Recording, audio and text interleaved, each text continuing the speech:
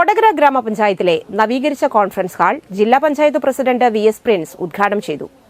കൊടകര ഗ്രാമപഞ്ചായത്ത് പ്രസിഡന്റ് അമ്പിളി സോമൻ അധ്യക്ഷത വഹിച്ചു.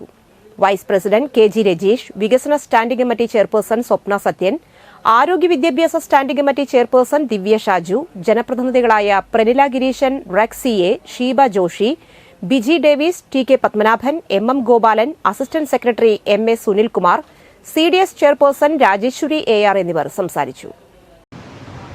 പഞ്ചായത്തിന് ഒരു നല്ല കോൺഫറൻസ് ഹാൾ കുടുംബശ്രീയുടെ പ്രവർത്തനങ്ങൾക്കും താങ്ങാവുന്ന തരത്തിലുള്ള ഒരു ഹാളുമായി തീർത്തും ജനകീയ സ്വഭാവത്തോടെ ഈ ഹാൾ മാറുന്നു.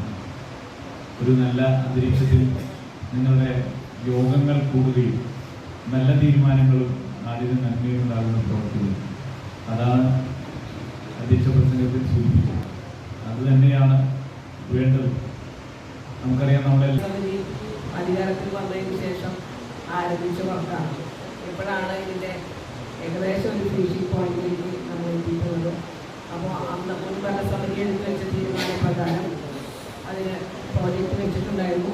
പിലോട്ട് പ്രോജക്റ്റ് നമ്മൾ വന്നപ്പോൾ ഏറ്റെടുത്ത് അത് നടപ്പിലാക്കുകയായിരുന്നു. അപ്പോൾ കുടുംബശ്രീക്കും അതുപോലെ ഗ്രാമപഞ്ചായത്തിൻ്റെ കമ്മിറ്റി മീറ്റിംഗ് കൂടുന്നതിന് വേണ്ടിയിട്ടാണ് നമ്മൾ പോകുന്നത്.